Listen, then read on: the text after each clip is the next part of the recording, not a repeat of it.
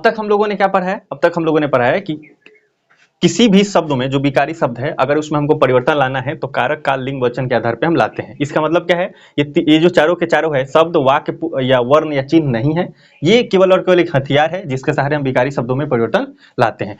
ठीक, कोई दिक्कत? अब आते हैं काल। तो निश्चित हमने जाना क्या है, एक हथियार है, तो हमने क्रिया में परिवर्तन का एक हथियार है या कारक है, इसको हम ऐसा बोल सकते हैं। काल जो होता है क्रिया का एक रूप होता है ना। काल का जो एक अनेकार्थी शब्द है, इसका कई अर्थ होते हैं, लेकिन इसमें हम लोग काल का एक अर्थ लेंगे समान रूप से समय का, और एक क्रिया की स्थिति या हालात को बताता है। कोई दिक्कत? अगर हम इसके परिभाषा की बात करूं तो काल वह हथियार है जो क्रिया में परिवर्तन लाता है, निश्चित ही परिवर्तन लाता है।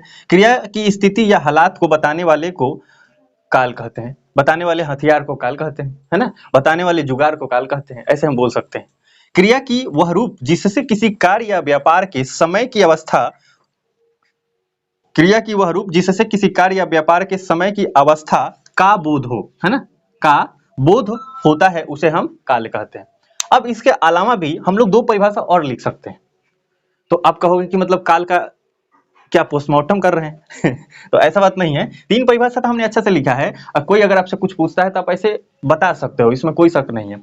लेकिन अगर आप और करना चाहो तो हम अलग भाषा में, है ना, अलग शब्दों में हम इसको अलग चीजों से परिभाषित कर सकते हैं, है ना। देखो, कभी जब आप कुछ पढ़ते हो तो उसमें लिखा होता है, परिभाषा लिखा और उसी को लिखता है दूसरे शब्दों में, है ना। तो वही बात है कि हमने ये तो ये परिभाषा लिखा है, पर इसी बात को दूसरे शब्दों में क्या कह सकते हैं। तो ज्यादातर किताबों में अगर आप देखोगे तो आपको देखने को ऐसा मिलता है,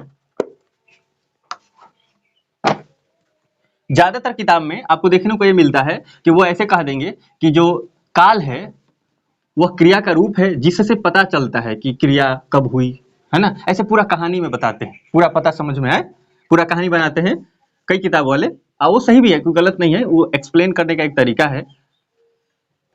एक और चीज लेते हैं दूसरे शब्दों में, कई किताब में ऐसा देखा गया है, मतलब कई किताब वाले ऐसे लिखते हैं एक पूरा कहानी बनाकर, है ना, वो गलत नहीं है, समझाने का एक तरीका है।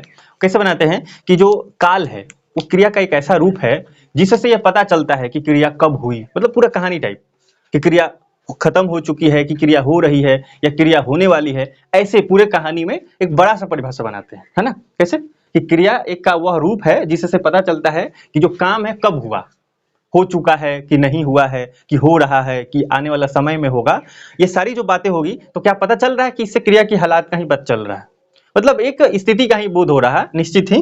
तो उसको एक दूसरे शब्दों में परिभाषित किया गया है, तो हम लोग उससे भी लिखना चाहें तो लिख सकते हैं, है ना, कि क्रिया का वह रूप जिससे यह पता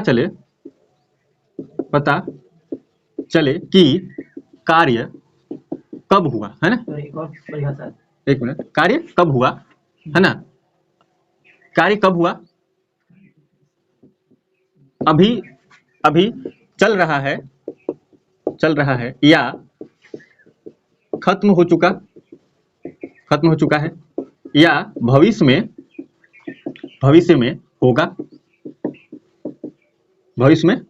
होगा। क्रिया का वह रूप जिससे यह पता चले कि कार्य कब हुआ, अभी चल रहा है या खत्म हो चुका है या भविष्य में होगा, उसे क्या कह देंगे, उसे काल कहते हैं। क्या आपको लगता है कि ये बात सही है? बोलो हाँ या नहीं। निश्चित ही, मतलब यही बात है, ये जो हमने तीन परिभाषा लिखी है, इसी, अच्छा, तीनों को हमने अलग शब्दों में ही लिखा है, कुछ मूल बातों को अगर अंडरस्टूड करें तो ये क्या है, इस तीन में जरूर ही अंडरस्टूड है, इस तीनों में अंडरस्टूड है। इसे क्या पता चला है, क्रिया का वो रूप जिससे पता चले कि कार्य कब हुआ, है ना, ये अभी चल रहा है या खत्म हो चुका है या भविष्य में होने वाला है, उसे काल कहते हैं। ऐसे भी परिभाषा बनाए जाते हैं। और आप हमको बताओ एक चीज है, अगर हम इसमें दोष निकालें, है ना, मक्खी वाला काम किया जाए कि पूरा शरीर में कहीं नहीं बैठेंगे, जहां घाव होगा वहीं बैठेंगे। तो इस पूरे परिभाषा में हम यहाँ पे आते हैं, देखो ध्यान से क्या लिख रहा है कि क्रिया का वह रूप जिससे पता चले कि कार्य कब हुआ, ऐसा कुछ बोल रहा है ना जिससे पता चल रहा है कि खाली खत्म होने की बात कर रहा है, कार्य कब हुआ मतलब खत्म हो गया ना भाई, कब होगा, कब, ये सब भी तो डालना। अगर ये सब डाला जाए तो अच्छा रहेगा, मतलब डाला जाता है, समझाने का एक तरीका है, ऐसे भी परिभाषित किया जाता है, इसमें कोई शक नहीं है। और इससे क्या पता चल जा रहा है, इस वाक्य से ये पता चल रहा है, क्रिया के समय के बारे में पता चल रहा है, वर्तमान का, भूत का और भविष्य का, तीनों को पता चल रहा है। तो क्या हम डायरेक्ट ऐसे भी परिभाषा बना सकते हैं, कि क्रिया का वह रूप जिससे जिससे समय का बोध होता है, बोध होता है। इसी को हम क्या लिख सकते हैं, अर्थात में लिख सकते हैं। बोलो हाँ या ना। इसी बात को हम अर्थात में भी तो लिख सकते हैं या नया परिभाषा बना सकते हैं। इसका मतलब ये हुआ कि काल के बारे में हम लोग इतना सारा चीज जान चुके हैं, इतनी सारी तरीके से हम परिभाषित कर सकते हैं कि क्रिया का वह रूप जिससे समय का बोध होता है। आपको ये बताना है कि इस पांचों में आपको सबसे अच्छा कौन सा परिभाषा लग रहा है, सटीक, सबसे बेहतर, सबसे अच्छा कौन सा लग रहा है? लास्ट लास्ट में, मतलब हम लोग सब आने के बाद एक निचोड़ लास्ट में पहुंचा दिए कि क्रिया का वह रूप जिससे समय का बोध होता है। अब इसका मतलब ये हुआ कि आपको एक क्वेश्चन दिया जाए कि 20-25 शब्दों में बताइए कि काल किसे कहते हैं, लिख के बताना होता है ना, कभी कभी एक नंबर मिलता है, तो क्या लिखोगे आप? इस परिभाषा को लिखना चाहोगे, ठीक है। दूसरा, आप इसे भी लिख सकते हो, किसको, इसको, है ना। ये जो परिभाषा आपका है ये भी बढ़िया है, मतलब हम इसको स्टार मार्क्स बना सकते हैं। ला, हम तो बन ही नहीं रहा यार। कैसे ले जाता है, ऐसे फिर ऐसे फिर ऐसे, हाँ बन गया। इसको बनाना है, जब फिर गलत हो गया। पहले इधर बार बार गलत हो जाए, हाँ फिर बन गया, गुड बाबा, गुड गुड गुड। देखो, क्रिया का रूप जिससे समय का बोध होता है, और क्रिया की वह रूप, अच्छा का नहीं लगा दो, क्रिया एक स्त्रीलिंग होता है ना, पता नहीं, आ तो आ रहा है, तो स्त्रीलिंग भी हो सकता है। पता वाला हटा दीजिएगा भाई, इतना भी गलत मास्टर ना होगा, हिंदी पढ़ा स्त्रीलिंग है पुल्लिंग ना पता है ना, स्त्रीलिंग है, चलो। एक बार चेक कर लिया जाएगा। क्रिया की वह रूप जिससे किसी कार्य या व्यापार के समय की अवस्था का बोध होता है। अच्छा, आप अगर गौर करोगे तो इसमें भी समय की बात है और इसमें भी समय का बोध हो रहा है ना, इसलिए दोनों एक ही है, अलग अलग शब्दों में इसका प्रयोग किया गया। अगर आपको एग्जाम में अगर आता है कि एक लाइन में उत्तर बताइए, तो आप इसको और इसको लिखेंगे, ठीक है। सपोज मान लो हिंदी का पेपर दे रहे हो और उसमें 1 नंबर में क्वेश्चन पूछ दिया, तो आप इसको लिख सकते हो, है ना, कहीं टेस्ट होता है तो यहाँ लिख सकते हो, है ना, इसमें कोई शक किसी को। तो और हम अब लेते हैं इसका एग्जाम्पल। सर इसका हमारे को बनाया। हाँ बताओ। काल एक ऐसा परिवर्तनशील कारक है जिससे क्रिया में परिवर्तन लाया। क्या बात है, मतलब इतना सोचते हो। फिर से बोलो। काल एक ऐसा परिवर्तनशील कारक है, तो देखना भाई गलत नहीं ना हो रहा, परिवर्तनशील कारक है